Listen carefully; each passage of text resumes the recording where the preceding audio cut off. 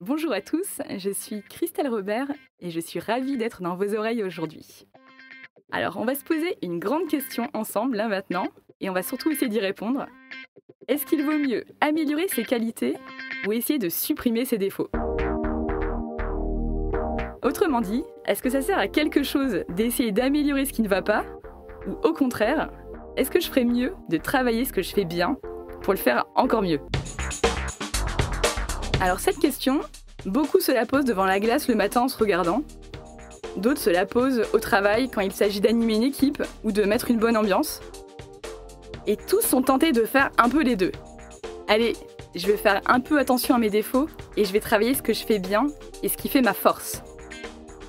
Alors, ça peut sembler la bonne solution, la solution la plus logique. Ce n'est pourtant pas la plus efficace quand on parle de management. Parce qu'évidemment, on peut essayer de tout faire, mais vous connaissez la vie.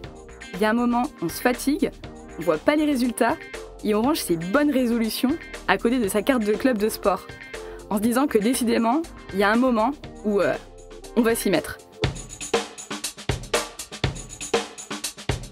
Et c'est là que la science cognitive intervient. Pour rappeler qu'améliorer une qualité demande beaucoup moins d'énergie que de corriger une attitude ou une façon de penser. C'est comme ça, votre corps et votre esprit sont paresseux. Ils vont plus volontiers vers ce qui les arrange, vers les domaines où ils se sentent le mieux. Améliorer vos qualités, c'est donc le meilleur investissement à réaliser si vous voulez vraiment augmenter vos performances. Ce que l'expérience nous apprend aussi, c'est que le fait d'augmenter vos qualités vous donne beaucoup plus de valeur que lorsque vous gommez vos défauts. Ça peut sembler injuste, mais c'est humain. Souvenez-vous de vos premiers amours. Et rappelez-vous des montagnes de défauts que vous acceptiez de ne pas voir chez l'autre. Tout simplement parce que ces qualités effaçaient tout. C'est la même chose dans la vie d'une entreprise. Des qualités affûtées, mises en valeur et travaillées feront toujours plus d'effet qu'une absence de défauts. Il est possible de s'attacher à quelqu'un malgré ses défauts, mais il est surtout beaucoup plus difficile de s'y attacher malgré une absence de qualité. Maintenant que vous savez cela, il reste une question.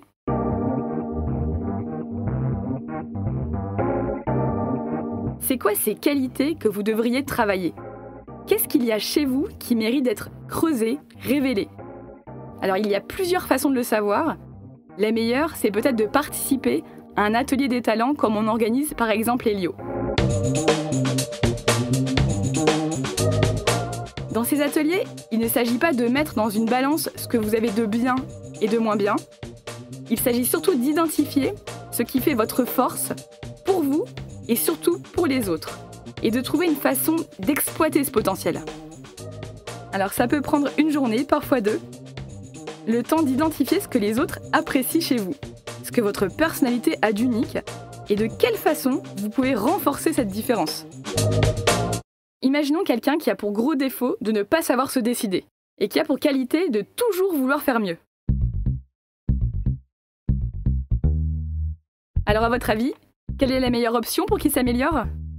Travailler sur son défaut ou écouter sa qualité? Hésiter longtemps avant de se lancer ou faire un premier pas vers l'amélioration, tout de suite, sans attendre? Si vous avez la réponse, c'est déjà un premier pas. Il nous reste à vous expliquer tout le reste. À très bientôt pour un atelier enthousiaste. Oh!